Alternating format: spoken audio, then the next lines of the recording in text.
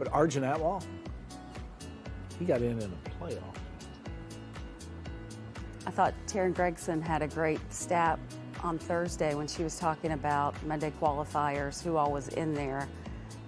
So you can see it right there, $212 million among the guys trying to qualify. That's what they've earned on the PGA Tour. So it kind of shows you the pedigree in those Monday qualifier fields. And for people who think that they can tee it up at the highest level, you just think about that. That's who you're going against. Well, two of the most successful Monday qualifiers, and I'm going in the modern day era, would have been Corey Connors and Patrick Reed. Those are the two, but it used to be, you know, when you start going back through the records, Monday qualifiers, that was pretty much how you got in the golf tournament.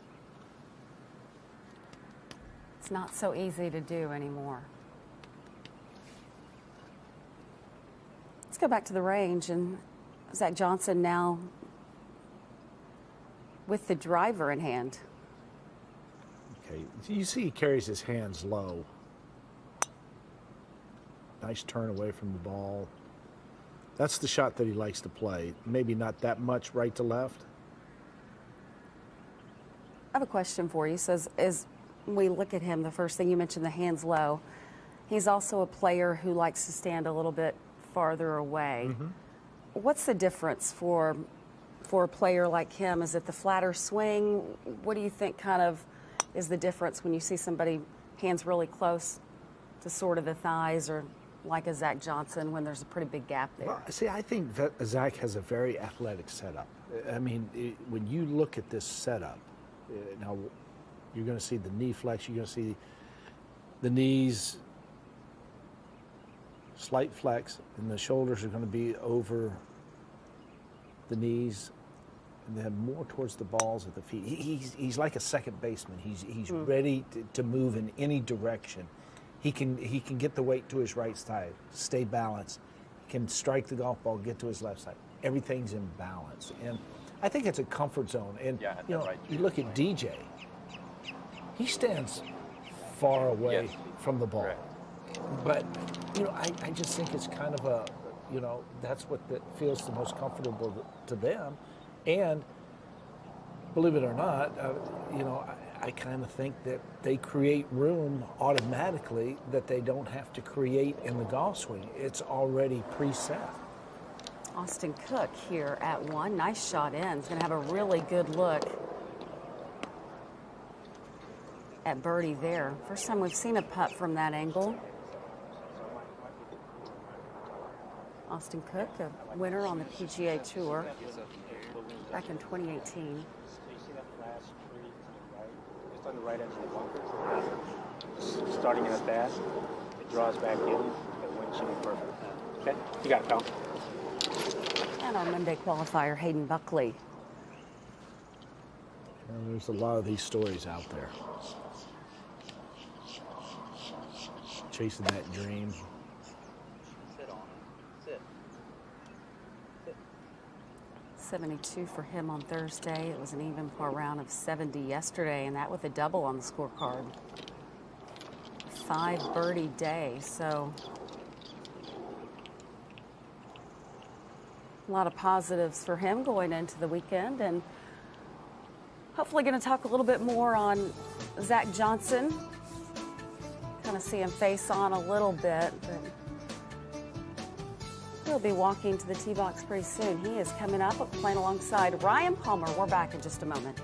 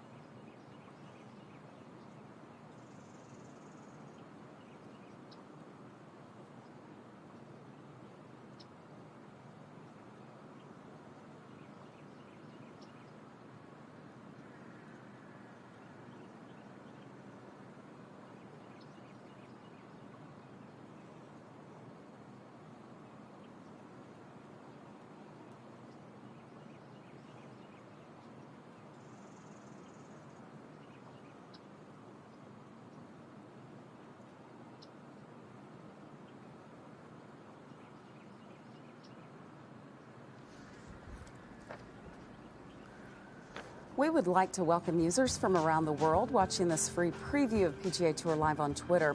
As part of our partnership with Twitter in 2020, we'll be streaming the first 60 to 90 minutes of our premium coverage from every round for free on Twitter. Today, we'll take you all the way through the second hole of the Zach Johnson and Ryan Palmer pairing. After this, fans can continue watching by subscribing to PGA Tour Live on NBC Sports Gold or Prime Video channels in the U.S. or Golf TV, powered by PGA Tour outside the U.S. Subscribe today and don't miss a shot this season. Buckley for birdie at the first. Down the hill, turning left off that slope. Look at this. Look at this. Oh, what a good looking putt that was for a long time. How many times have we said that this week? You know, from that distance, usually, you know, you get one that'll collapse in the hole. Yeah. We'll have to update when we talk to Carney again that we still have yet to see a longer putt drop this morning. We've seen some good looks too. Austin Cook, he has a little bit better look, I think, than Buckley. It's going to be slightly up the hill. Yeah, he has a great look.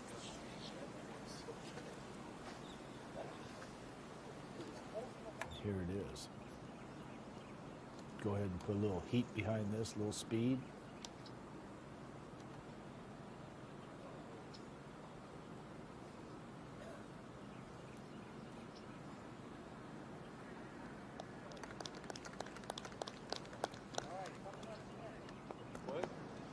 And here we go, our first featured group of the day. Welcome to the 2020 Honda Classic. This is the 9:15 starting time. First to tee from Cedar Rapids, Iowa. Please welcome Zach Johnson. Carney, we've been watching the first hole, and we've yet to see a reasonable putt drop in. Well, I'm going to change that. I'm going to throw out that announcer's curse. We're going to see some putts made. And certainly, Zach is a guy throughout his career has made plenty of putts, but I think it's going to be a very comfortable pairing today. These guys have known one another and played a lot of golf together for a long time. It's down the right, turning back into the fairway for Zach. Hollyville, Texas. Please welcome Ryan Palmer. Well, we're all counting on you to be the good luck charm, Carney. I've been told that a time or two, but I don't think I'm totally convinced of it yet, though. Love. The breeze is. Go ahead, Billy. No, I was going to say I love the rhythm of this golf swing, Carney. It's good, particularly when it's windy. Just an iron. This is a low bullet working down the center, and that should be nice as well. That is really good right there. Avoiding divots. Certainly is, and Carney's right. That will be a good pairing. Both of those guys, so steady. Yeah, and you have two different methods of swinging the golf club. You saw the Ryan Palmer, the nice rhythm, nice transition. Behind you, lady. You know, can flight it low, flight it high. Then you have kind of an up tempo with Zach with the rotation. Matthew Wolff on the range, just under 38 minutes from his tee time. Again, part of our featured coverage today. So we'll get a really good look. Matthew Wolff and Brian Stewart.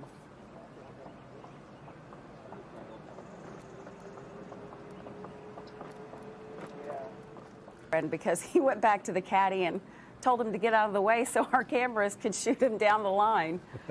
I don't know if he did that for Jackie, our producer, or if he did it for you, Billy. He didn't do it for me. I think he did it for all of us because we're so intrigued by his motion, and you know, we've seen it 1,000 times, and we're going to take a little more in-depth look at it, but you can see the trigger point. Once he starts to move to take the club back, you'll see the shoulders, the hips, everything open. That's the impact position he wants to achieve. Then the little forward press, and then as he takes the club back, you see it work the club straight up in the air. But what I want you to notice is when he makes that transition, watch the left wrist get in the bowed position right there. And then what I love about this golf swing is that the chest is still facing down at the ball. And then as he releases the right side through, the right shoulder is what brings the head up, and it's a full rotation. And once again, George Gankis working from the ground up. And this young man, the only thing that I would like to see him do is hit that little softer shot from time to time. But I love watching the young man play. A lot of fun to watch. So is this man, Carney. At 137, a little more susceptible to the breeze, but this one looks like it could be really good. Very well done, Carney. We've seen a couple from that angle. We haven't seen one drop yet. So you said it, you're the good luck charm. We're counting on you. I hope so. If that's the case, I'm going to play the lottery tonight. Now, Buy one for me. Buy them for everybody. I like to share. This from 123. It's turning a little left. Not going to be happy with that one. Yeah, that's if that didn't stay on the upslope, that's going to be a tough bunker shot. Yeah, and Carney, we've seen a couple from there today, although one was a dicey lie, but the other one we saw looked like a good shot, and you just can't stop it from there. Ryan Palmer, he teamed with John Rahm to win in New Orleans, team competition. And Did you hear what he did with his caddy? You know, you win the car, the old car. I know, but I'm going to let you tell Oh, it. okay. Well, you probably told me the story. He gave the car to his caddy. How cool is that? It's pretty cool. I mean, it's amazing. It's a new car, but it's like a kind of a vintage. It's a vintage. truck, Yeah, right? A yeah, vintage yeah. truck? It's a refurbished. Okay. He goes some of his key stats this week, and driving distance, that's pretty good for Ryan Palmer. But sand saves, that's a good number. You know, you're not going to hit every green out here. You can see he's only hit 56%, but the short game making up for it. So right there, we know he's been pretty good out of the sand. He will have a tester here, though, Carney, to get that number 5 out of 6. What's the lie like? Well, he's gotten all the way down to the bottom and the flat part, which, as Billy commented about, it would have been nice if it stayed up on the slope. It's going to be pretty tough. The green kind of runs away from him. The only good thing, or I should say one of the good things, is back in the breeze is kind of into his face, which could help him. But I think this is one you try to maybe just get it to land just over the fringe, left of the flagstick, and let the ball just work down this little slope here. I like that right there.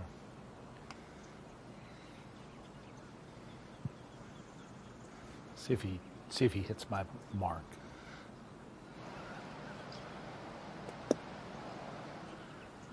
Gentle. It's just a hard bunker shot. I mean, It's just- everything tilts away from you from over there by that bunker, Carney. Yeah, it doesn't, but it's hard. You know, the problem with that is you got to create that speed, and it's sometimes you don't want, if you don't hit it hard enough, obviously you leave it in the bunker, and you're kind of in between there. Not enough green really to have to be able to go ahead to that, hit that shot with a lot of confidence. Yeah, you saw the face was wide open. He slapped at the sand. I mean, he did everything that he has to do for that shot. It's just, I think that's why, Billy, you put that big red X in the sand when we were doing the diagram. Mm-hmm. What does Zach have now, Carney? Well, this putt is, it's interesting. From behind the hole, it's downhill. There's some influence off the right side as he putts down that you got to believe he's got to move this ball a little bit to the left. And there's actually a slope off the front of the bunker, front of the green, I should say, which could influence this as well. But as I read this, I would think it's got to be left the whole way. But Zach kind of pointed to a spot that makes me believe that he thinks this may even go back right at the hole. I think there's a bunch of influence this way. Therefore, there's going to be a significant amount of break to the left. I'm kind of in your camp on this one, Carney. Yeah, it's just, we talked about it earlier. It's just these little subtle breaks. He's got this aim definitely well out to the right. And almost a situation with as exposed as this green is, that the wind could be a factor as well.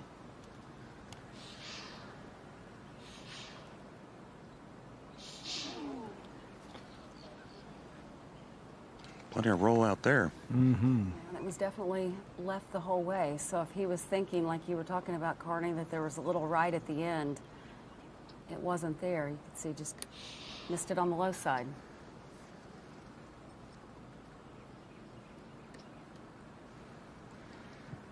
And kind of from the opposite standpoint, at least this putt for Ryan is uphill. I think he can be fairly aggressive with it. But this one could be pretty straight. You would think it's going left, but I don't think there's a whole lot of movement in this.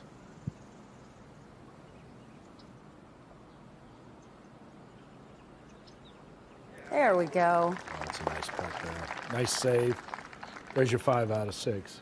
There you go. That's right. And there's your good luck charm in Carney, because that's the first one we've seen disappear from outside the short range. I think it's interesting. You start looking at these stats and you go 5 out of 6. Oh, wow. You know, what a good bunker player. Well, he just made it from 12 feet. If you want to define the best bunker player, you have to kind of somehow get a level playing ground, and then you go proximity to the hole. See much in this one, Carney? No, this is one again, just slightly up the hill. And I've always putted greeny greens, just even though the putt may go 2 or 3 feet by, I just think you need to hit them a little firmer than you might want to. There you go. Zach Johnson will remain at +2. He opened with a 67. It was a 75 yesterday with a triple and a double on the cards. So think where he'd be without those big numbers. Well, we saw him with his little homemade deal with the putter, but I'm more curious to watch Zach Johnson in the head movement during the stroke. Go back to Matthew Wolff on the range. We'll talk about how Zach opened. That is a free, all-out golf swing right there by Matthew Wolff. He said he was nothing but a fastball. That's all he's throwing. Well, that's what he's been doing so far. I'm sure he has that little toned-down shot. Otherwise, he wouldn't be where he is today. But he's only missed 3 cuts in the 17 tournaments he's played on the PGA Tour. But 72 for him on Thursday and a 70 yesterday. that is some really quick lower action right Hold there. up, please. With the legs and the hips. Go back to our featured group here on the second tee. Zach Johnson up first.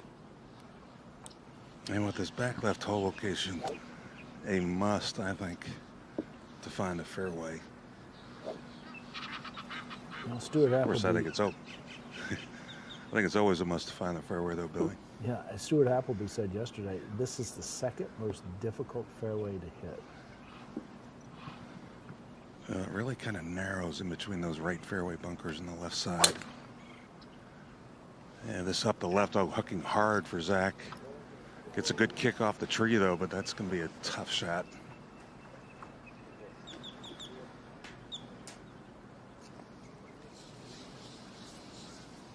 It's not what you want to see on that tee box, especially with the shape of that hole. Have to wait and see how boxed out he is. Now Ryan Palmer going to the opposite side of the tee box here, Carney. I would expect this to be a kind of a low blader down the left-hand side. Seems like a good play on this hole. Just got to hope you don't double cross yourself, kind of like Zach did. Oh, this is absolutely perfect. Yeah, well done. Good shot shape. Good call by Carney. He's going to be in prime position right there in the first cut. So one of our featured groups is out there and underway. Zach Johnson will come back and see what his situation is after that tug left coming up.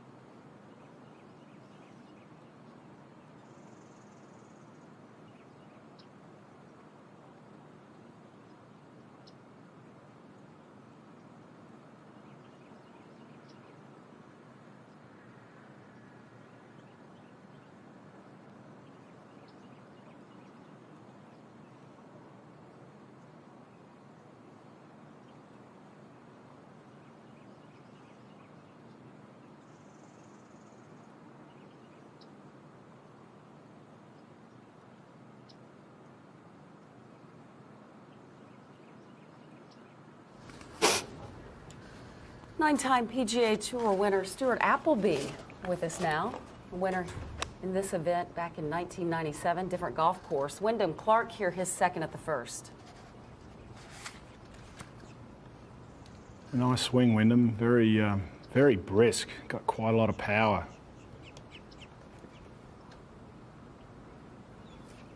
Certainly does. He opened with a 68. Struggled a little bit yesterday. Yeah. Now back to Zach. Yeah, the 3 ain't gonna get in the air. Okay, then that's the This ain't shot. gonna be in the air very high either. Somewhere out to the right, huh? Yep, got Perfect. He's got 238. Actually, the ball stayed in the rough, and it's a little bit above his feet, which is going to help him because he's got to get it to the right of some palm trees that are about 40 yards in front of him. I think anything short and right of the green is good. And this going a little further right, but now turning back. And from that position, that's not bad. That's what Zach Johnson does well. He is brilliant at finding ways to get it done. He's like he'd pick a lock. If he was a burglar, he knows exactly how to tack his way around this place. He said he got that favorable bounce too, Carney, and that certainly helped. Now Palmer in a much better position. Yeah, just in the first cut of rough. I think that's probably going to help him because the breeze is right back in his face. A little bit of a hanging lie and 170 yards. I would expect this maybe 15, 20 feet right of the hole and then trying to turn it over. You mentioned the breeze, Carney. Has it picked up just a little bit? I'm looking at the palm. It has, and that's exactly what Ryan has done. If this is the right club, this could be pretty good. And you mentioned that breeze picking up. Looks like it may have grabbed it just a little bit. And that's one thing for us to watch throughout the day is, you know, they start early in calm conditions, and then slowly you can see right there, Stuart, those palm trees, top right corner as Wyndham Clark hits his third shot. And it's this time of year in Florida. That's, you know, I know the coastal areas generally have a bit of breeze, but you move towards middle of Florida a bit more where I am, and summertime there's hardly any breeze. But it's windy through this Florida swing, no matter where you are this time of year. It's a good leave right up the hill. A very good leave. He'll be happy with that. Stay here at the first and watch Ben on as he gets situated at an uphill look. Yeah, I like to say that uphill look. That is critical around here. The greens are pretty dang quick, so you know anything uphill just takes the stress factor. You know, you'd like to look at a putt and go, okay, yep, got it. Now let's refine it. But it's when you're really nutting it out, you're really thinking about, man, you know, if I do this, when I don't do that right, then this happens. That makes it so much harder. We do spend time practicing quick, slippery putts, but a lot of the time we get locked into sort of the basics, and we do well at that, and this would be considered pretty standard fare, I think, for him. This has been On's third appearance in the Honda Classic. Finished tied for 5th in 2018 and T36 last year. This would be... Wow. Hang on. How does that hang out? I can see the reflection of the white of the paint back on the ball. You lighting experts would like that. Why does that look like it's moving? Okay. That is unbelievable. Maybe a quarter of an inch, maybe an eighth, and he was in. That's as close as we've seen. Let's go back to Zach Johnson. Honestly, you're like running along. All I can think of Yeah. is bread and butter. But you got the wind to help you. All right, fill it in there, man. I'd say 55 hole, yeah. Yep. 5 hole. Yeah, you heard his caddy mention get the wind to help you. This whole location back up on a little plateau. Some 20, 25 feet short of the flag is a ridge. And with the wind back into his face, I think he's going to need to fly this all the way up on top.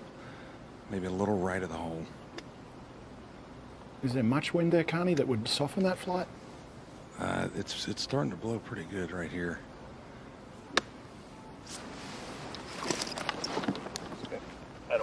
You called it, Stuart. That's well done. Wow. Really good shot there. Stuart, you know, we talked, you come into a third round. I know all players, when we played the tour, you got a number you're thinking of.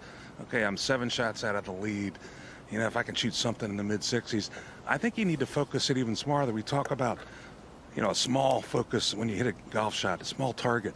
I think a small target when you're trying to improve your position is, okay, you play 6 holes. I want to be 1 under through the first 6. I want to be 1 under through the second 6.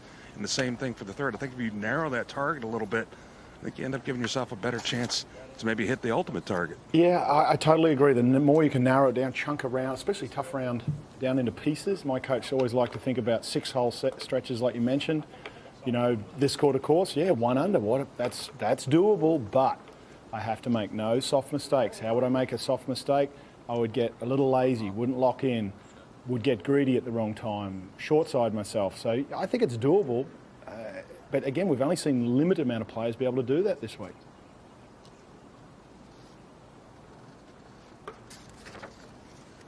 Watch Palmer go up the slope here, Carney.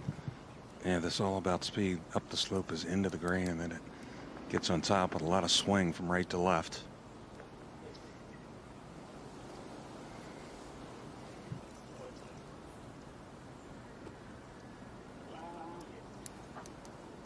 You talk about wanting to get it inside that circle from a distance like that with so much at stake. So, say a touch better than average there for Ryan Palmer. Carney, I'm looking at the winds. So when we started earlier this morning, we were at 6 miles per hour. By 11 o'clock, it's supposed to be at 11 miles per hour. Then once we get to the afternoon, mid-afternoon, 2 and 3 o'clock, it tops out at 16. I'd say we're probably close to that double-digit number right now. The thing about the difference I've seen so far today is that it's not as consistent. It kind of dies down a little bit. So that's something the players are going to have to factor in. It's just when you always know what's blowing that hard, you know it's not going to stop. It's a lot easier to adapt to. When it's intermittent, that's when a lot of players start having trouble. How much movement here for Zach? Should be a little bit from his left to right. Again, because it's downhill, it's, you know, you got to marry that speed and brake together, and that's really the challenge. This is exactly, again, like his pitch shot that he's done, maybe feels like twice as often as he got up and down as any other player on tour in that sort of 50-yard shot that he was looking at. And when you get on the putting green, this is what he's also done really, really well as a career. Obviously a little torque for a putt this length. So I think Carney might be right. There might be some little hidden detail there they're trying to find. I think they're just trying to make sure of the grain, Stuart. It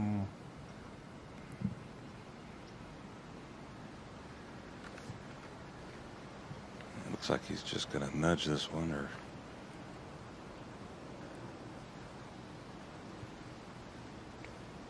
Was that a gust of wind, you think, that came up, or did he hear something? I wasn't sure. I don't think I was talking too loud for him to hear me, but Oh, well, he's old enough to have voices in his head. I don't think they ever go away. Nope.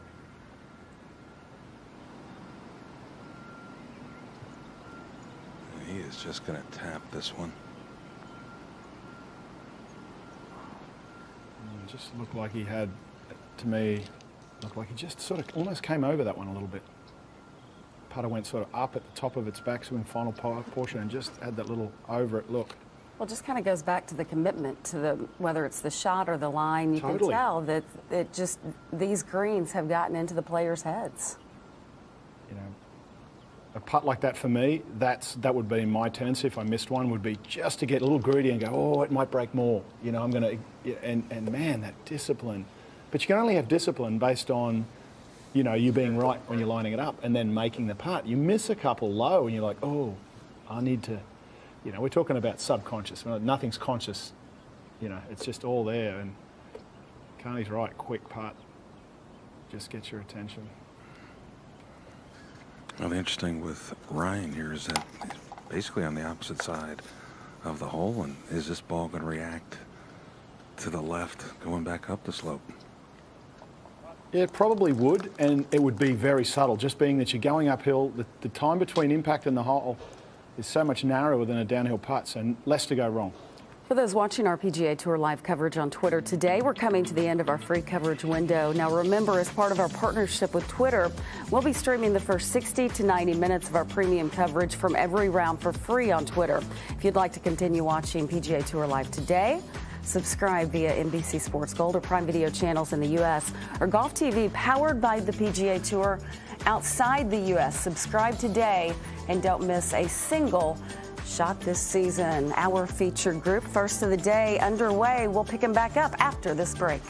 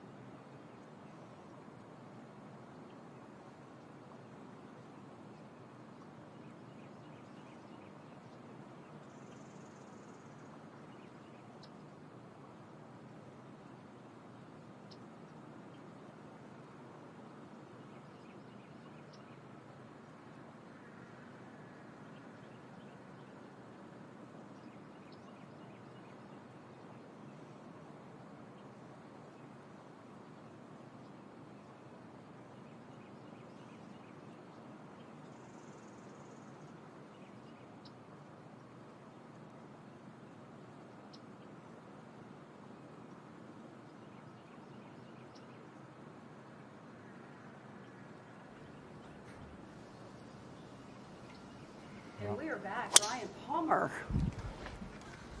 This driver down the left-hand side trying to utilize the wind. That's turning back towards the fairway. That should be pretty good. Every day of the week, that one.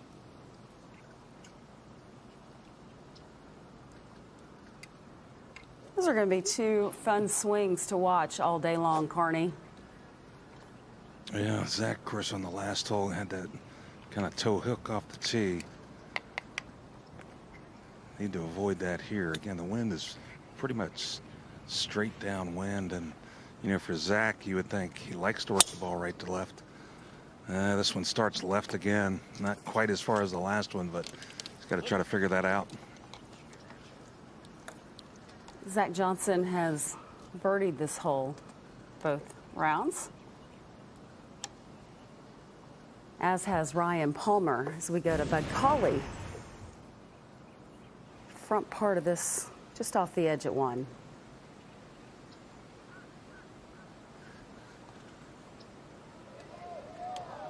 What? I swear I thought I saw that go down.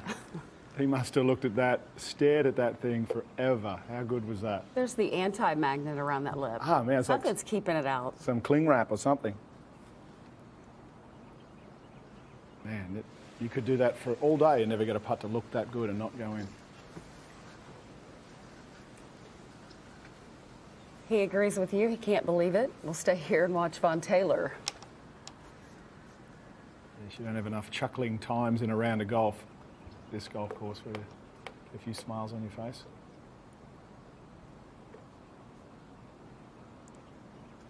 Vaughn hit it right down the fairway off the first and at 122 in. So now this birdie putt of about 16 and a half feet. Good smart leave, to be honest.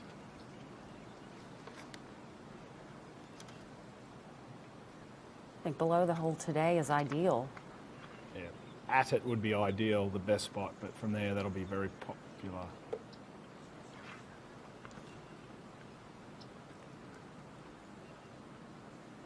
So just a little cleanup work from 2 feet. Should not be a problem.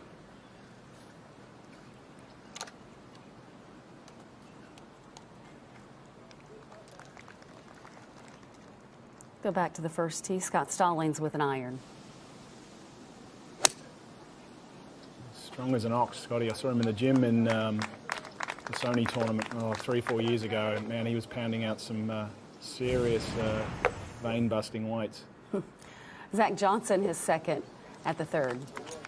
Yeah, just in the first cut of rough, so got a good break there. 242 straight downwind, 231 to the front. If you're not going to get it there, you'd like to leave it just a little short and left.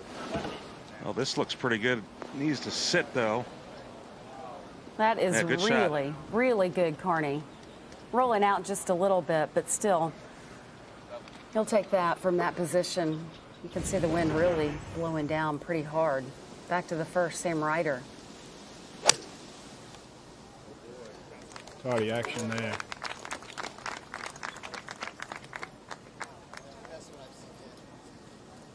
Back to our featured group. Ryan Palmer up now. A really good tee shot, 324 off the tee, just 201. So only 190 to the front edge.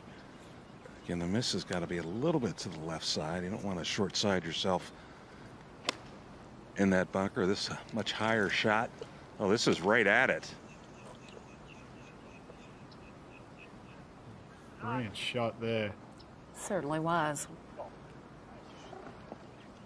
If Zach's shot in was good, I would consider that one pretty great. What about Ryan Palmer teaming up with John Rahm this past year in the Zurich Classic? Yeah, interesting format. I mean, you know, you really need some chemistry, and I guess when you're playing well and the vibes are good, it's a fantastic feeling to share something like that with another player. Look at that sheer jubilation by the two guys.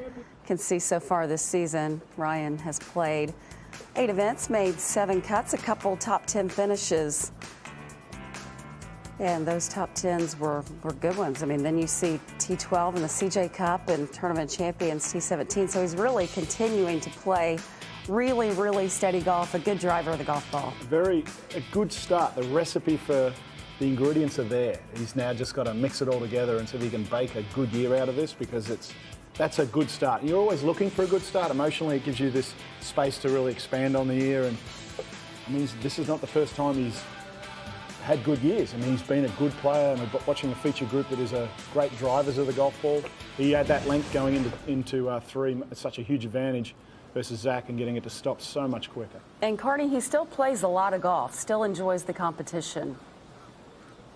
Well, absolutely. It was interesting. You were talking about Zach defending, Ryan defending his title along with John Rahm in a little over a month or so at the Zurich Classic of New Orleans. I was talking to James Edmondson, and Ralph, our driver, is a good friend of John and his wife, and now his wife, I should say. And he was kind of asking him, how'd they get together? And he said, the first day or so was kind of like a couple of high school kids, not really sure who's doing what, but they had a rain delay, and they all went to the New Orleans Saints football training center, and somehow they came together, and everything is, obviously the rest of the story is written now once they won that. But a really interesting story how they kind of got together, and then once they got together, how they really solidified their friendship. That is true, because, I mean, when you think about it, just knowing the personalities and on paper, it wasn't really a duo that you would put together. So it's funny how maybe the sport of football can unite all sorts of people, even a young Spaniard.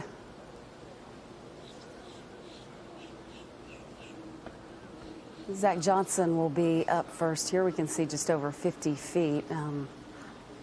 Obviously, Carney, this is one he's just trying to get nestled up close to the hole. Well, as you guys can see, there's a lot of transition in green here. The first part is kind of coming towards him, and then it goes away from him. And the fact this is back in the wind, I mean, there should be, particularly at the last part of this putt, maybe the last 15 feet or so, a decent amount of break from right to left. But Stuart, that wind could hold that putt up from breaking as much. Yeah, the faster the green gets, more that ball wants to be shoved around. There's a point, like you play an open course and the greens are very, very slow, so it takes a massive wind. I don't think I've ever seen really a ball blow around a green there, but You know, there is a point where you say, man, I think the breeze is going to touch this. And that is the hardest because we never practice it. Well, this putt's a little bit slightly uphill for the first 15 feet, and then it kind of goes downhill. Slow down, ball.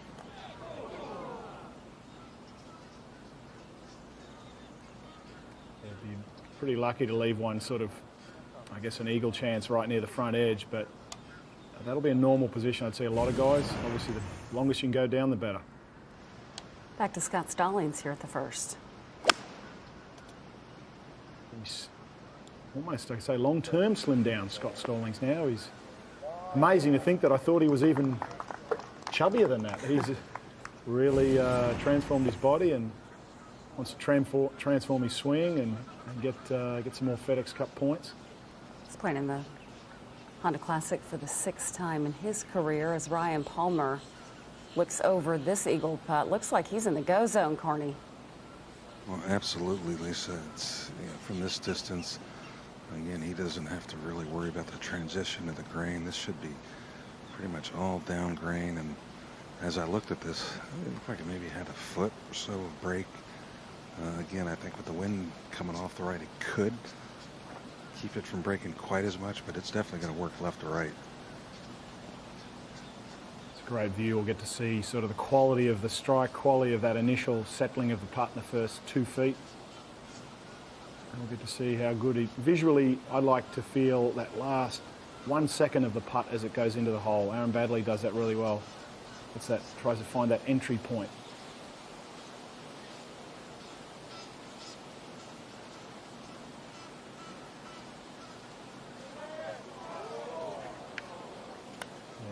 Great camera work there. Just the walk up of, man, could I just hit it a bit harder? Always nice to have a tap in for birdie, though. So Ryan Palmer gets to +1. It's almost a tap in for par. Is what you've got to make that. That's effectively the par for the hole is a birdie. Because there's plenty of other holes that will try and snag that back. And that's why this one's so important for Zach Johnson.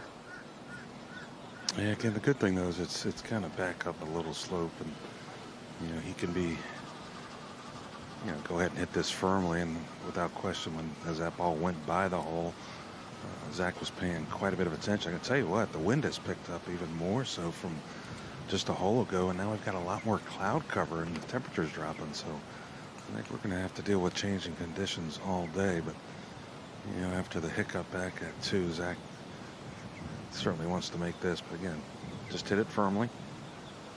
Wow, broke hard that. Yeah, I think he's beating on himself there, but that broke hard that last 1.5 feet, really fell off. I think more to do with just the lack of speed he hit. That only went maybe a foot by at the most, Carney, so that was just not, like you said, not aggressive enough. Yeah, and that's exactly what he was probably saying to himself, just frustrated with not giving it that little extra oomph. Ryder for birdie. Conservative off the second shot there, being probably a good 20 feet right of where he wanted to be, especially with the wind on the right. That really should have been easier to find that pin. Sam Ryder, a rookie in this event, as we go back to our other featured group of the day, getting ready to get things going. Matthew Wolff and his caddy. Again, the big conversation, you got to talk about it all day long, the winds, because they're constantly changing. And one. 2020 Honda Classic. This is the 9:55 tee time. First to play from Agoura Hills, California. Matthew Wolff. Another thing that we've paid attention to on this golf course, you can see that the winds typically aren't downwind, they're not into you. You're most of the time facing some sort of crosswinds, which can make things even more difficult. Most of the course is, and typical links setups are a lot like that. You know, you get a lot of just across, and when you get one into you, it's just so different. You're like, okay, so what do we do? It is a unique portion of links golf when you like that. You don't see it as much in the US. You sort of get more of the wandering around, pushing in different directions of the compass, and you get a bit of everything. And really, 3 is the only 2 into the wind, and 3 down is sort of the. From Jackson, Michigan, Brian Stewart. Ryan's a brilliant driver of the golf ball, very accurate. He's certainly high up in the fairways hit stats, and That takes a fair bit of stress off when you're playing a demanding course like this that you really prefer to be in the fairway. 9 of 14 fairways for him on Thursday, 11 of 14 yesterday, and on this golf course, that's pretty good. Currently tied for 14th in terms of driving accuracy. Top Tracer giving us a good look at the lines of every shot here. And we were talking about winning in New Orleans in the team format. Brian won back in New Orleans himself a handful of years ago now. I can't peel off the year exactly, but he had amazing putting stats from inside 10, which we seem to see. Palmer off the tee at 4. That driver just kind of going a little left, but I think that'll end up okay.